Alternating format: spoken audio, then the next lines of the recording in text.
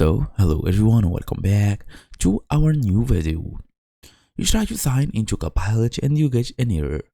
Maybe it's something went wrong, maybe it's we can't reach Copilot, or maybe you are stuck in a login loop where it asks for your password over and over again. This is surprisingly common, but usually fixable. Most login errors come down to browser cache issues, account mismatches, or regional restrictions.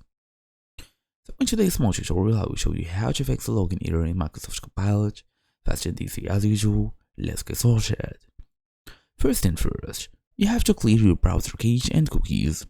Since a corrupted browser cache is the most common cause of login errors, the old cache session data conflicts with the current one, so that would make a disaster. Anyway, in Chrome or Edge, you can easily go to Setting, Privacy and Security, clear browser data, then select All Time for the time range. Or you can even access it here. As you see, we have permission for this site, cookies inside data, then we have the cookies. Just tap on them and tap on Remove or even Block. And that's the first idea here. You can also try basically a private window or incognito mode. If clearing cache doesn't work, try logging in from a private window. This bypasses extensions and cache issues that might be causing the login error. Then make sure you are using the correct account and also check for any server outages.